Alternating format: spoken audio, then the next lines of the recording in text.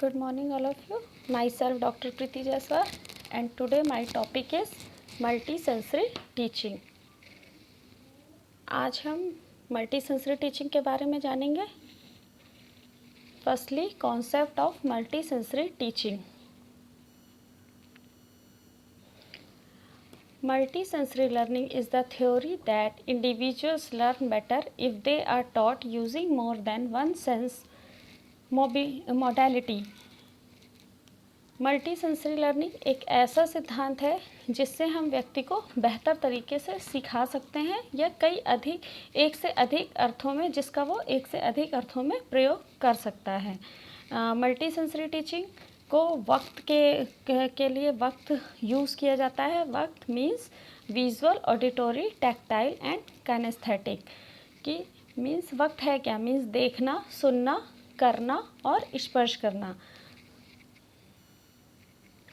Visual की कुछ बच्चों में कि जैसे ये जानना वैसे बहुत मुश्किल है कि हम एक ही क्लास में कि बच्चों को ये जान पाएँ कि हाँ कि कौन देख के ज़्यादा समझ पाता है, कोई सुन के ज़्यादा. ये ऐसा कोई भी सिद्धांत अभी तक प्रतिपादित नहीं हुआ है ये जिसके बारे में कि हम ये कह सकें कि हम बच्चों के एक ही कक्षा में हम बच्चों के बारे में तुरंत जान सकते हैं कि उसे देख के ज़्यादा समझ में आ रहा है, उसे सुन के ज़्यादा समझ में आ रहा है, या कोई बच्चा स्पर्श करके या किसी एक्टिविटी को करके सीख सकता है. बट फिर भी इन सबके द्वारा मिलके बच्चे को नॉलेज की मीन्स किसी भी चीज़ के बारे में जानना उसके लिए इजी हो जाता है. कि कुछ बच्चों में देखने की, ऑब्ज़र्व करने की पावर जिसे कहते हैं, ऑब्ज़र्व करके बच्चे बहुत जल्दी किसी भी चीज़ को सीख लेते हैं. कुछ बच्चे बहुत चीज़ों को ध्यान से सुनते हैं, ध्यान से सुन के वो अपने अंदर ऑप्ट कर लेते हैं.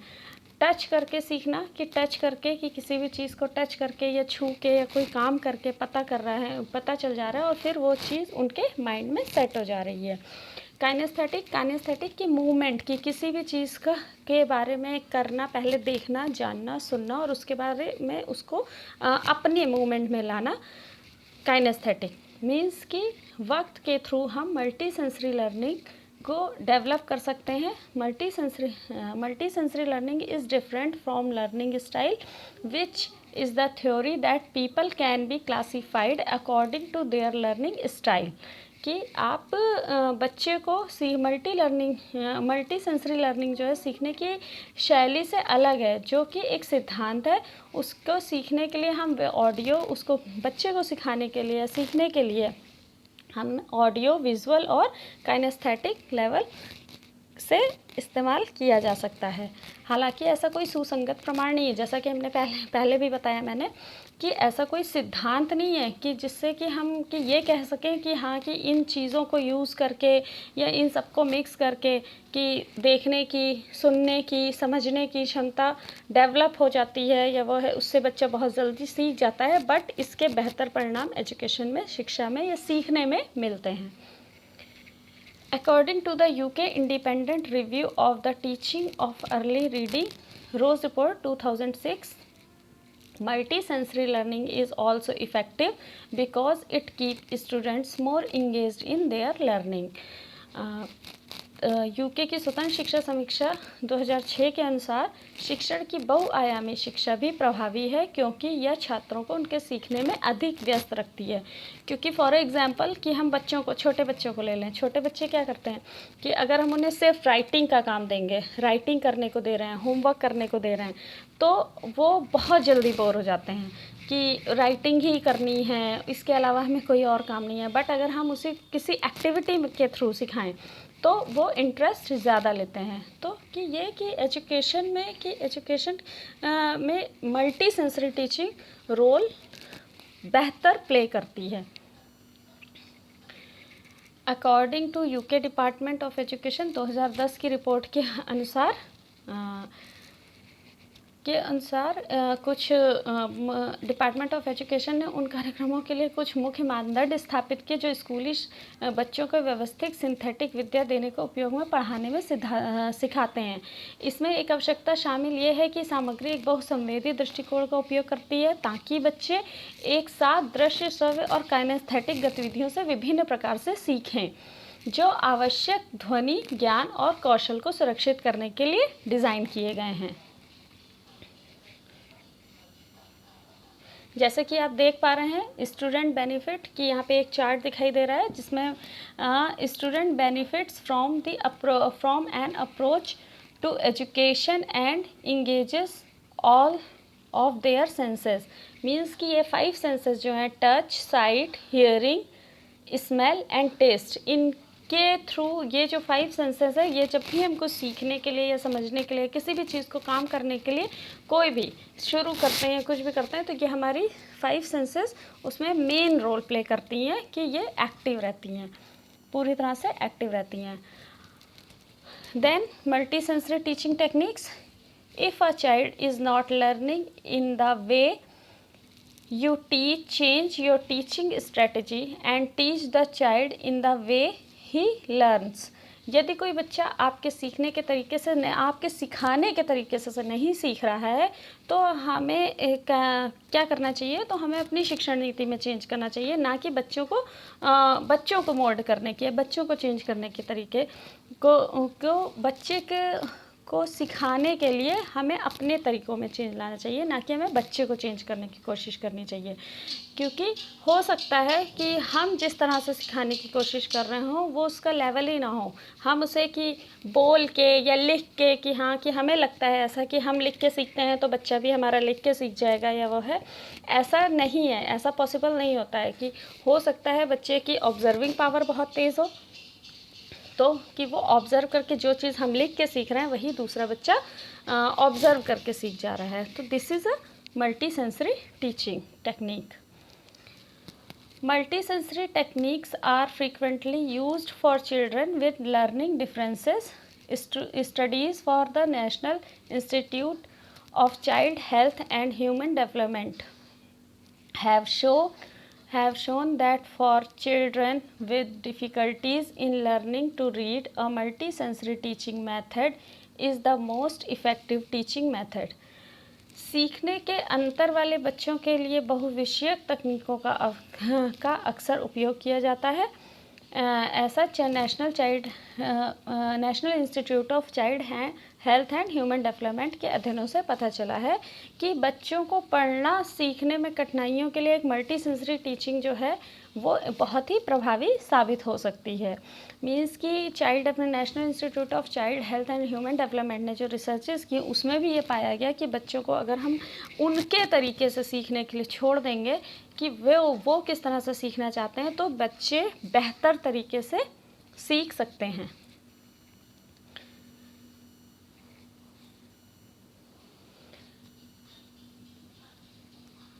Next, multisensory teaching techniques and strategies simulate learning by engaging students on multiple levels. They encourage students to use some or all other senses to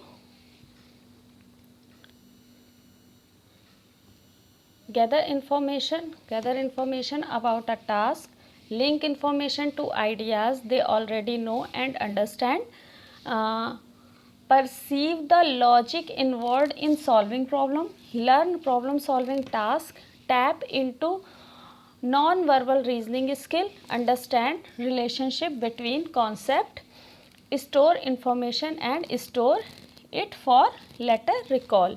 means कि किसी भी कार्य को हम बच्चों को अपनी इंद्रियों को यूज़ करके अपनी सभी इंद्रियों का उपयोग करने के लिए प्रोत्साहित कर सकते हैं, जिससे कि वे किसी भी कार्य कोई भी काम जो हम उन्हें सिखाना चाह रहे हैं या करवाना चाह रहे हैं उसके बारे में वो जानकारी एकत्रित कर पाएँ, उन विचारों को जो उन्होंने कलेक्ट की है नॉलेज उसको जानकारी को लिंक कर सकें, कि लिंक करना जान सके और फिर कि पहले वो जाने समझे उसके बाद समस्याओं को हल करने की कोशिश करें।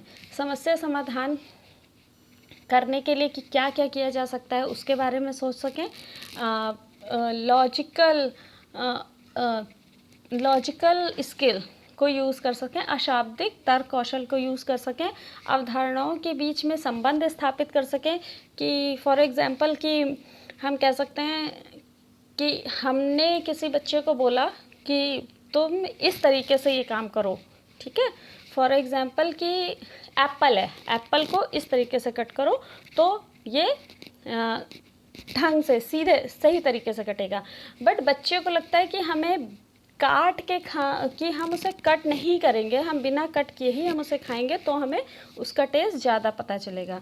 तो बच्चे को जिस तरीके से समझ में आ रहा है उसे उसके तरीके से किसी भी काम को करने या सीखने के लिए प्रेरित करना चाहिए।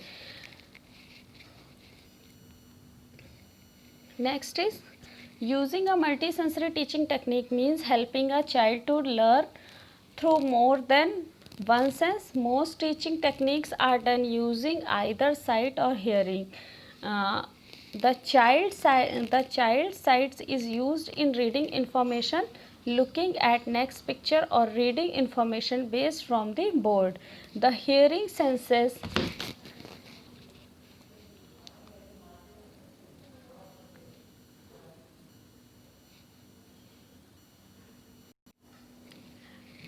the hearing sense is used to listen to what the teacher says. एक बहुविषयक शिक्षण तकनीकी का उपयोग करने का अर्थ है एक बच्चे को एक से अधिक विषयों के माध्यम से सीखने में मदद करना। अधिकांश शिक्षण तकनीकों को दृष्टि या श्रवण का उपयोग करने के लिए कहा जाता है। मीन्स की जो टेक्निक जो हमारी एजुकेशन टेक्निक है उसमें हम पढ़ाने के लिए मेनली देख के या वो सुन के सीखने के लिए हम प्रेरित करते हैं। बल्कि बच्चे की दृष्टि का उपयोग जानकारी को पढ़ने, बच्चे की देख के कि वो पढ़ेंगे बोर्ड पे तो जानकारी को पढ़ने के लिए यूज़ करते हैं। सुनने की भावना का उपयोग शिक्षक को क्या कहना है यह सुनने के लिए किया जाता है।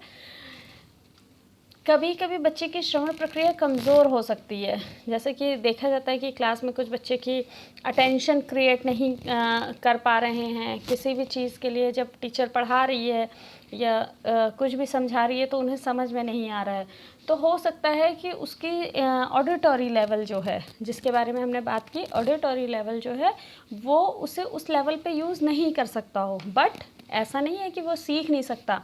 बच्चे को हमें ये पता करने की ज़रूरत होती है, ये जानने की ज़रूरत होती है कि बच्चा अदर वे में किस तरीके से किसी भी चीज़ को सीख सकता है।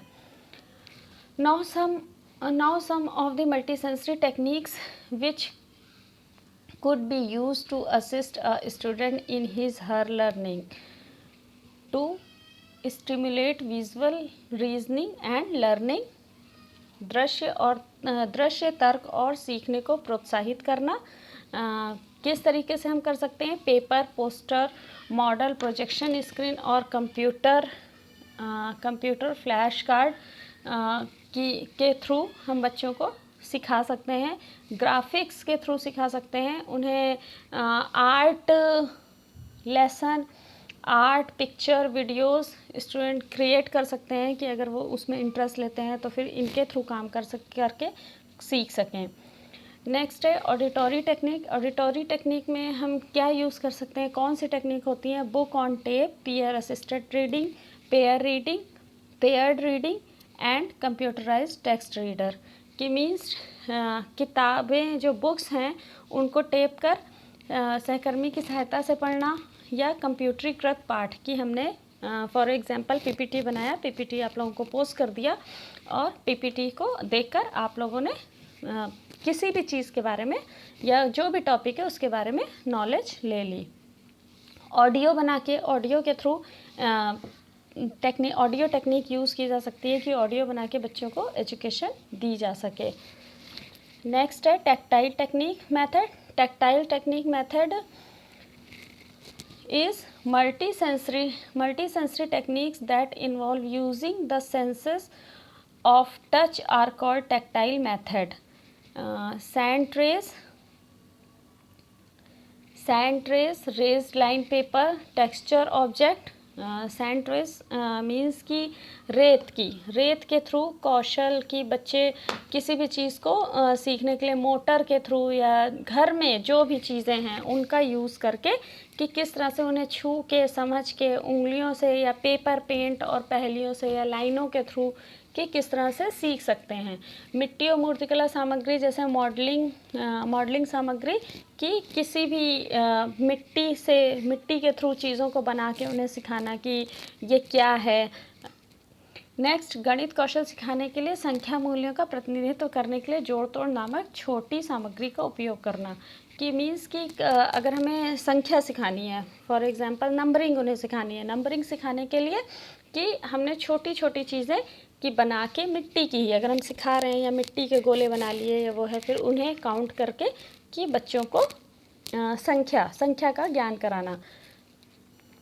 Next is kinesthetic method. Kinesthetic method में भी हम कई तरीक़ों से बच्चों को सिखा सकते हैं, या कि फॉर एग्जांपल काइनेस्थेटिक मेथड में टेक्निक्स में क्या क्या आ सकता है कि बच्चों को बहुसंवेदी तरीक़ों से काइनेस्थेटिक तरीके जो होते हैं उनके लिए क्या यूज़ किया जाए, या किस तरह से है, जैसे रस्सी कूदना, ताली बजाना, या खेल करना, कि खेल, डांसिंग, बीन बैग, टॉसिंग, ये इन सभी गेमों के थ्रू बच्चे अपने काइनेस्थेटिक लेवल को और भी बढ़ा सकते हैं और उसे सीख सकते हैं।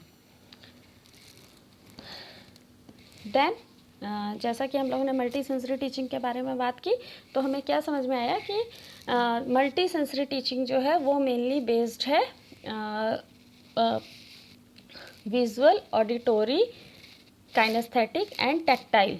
मीन्स कि देखना, सुनना, करना और स्पर्श करके सीखना, कि vision, auditory, gesture, olfaction, vestibular, balance means movement करने का, और टच, इन सभी के थ्रू हम अपनी मल्टी सेंसरी टीचिंग या बहुशिक्षण तरीके से हम किसी भी चीज़ को सीख सकते हैं। Okay, thank you.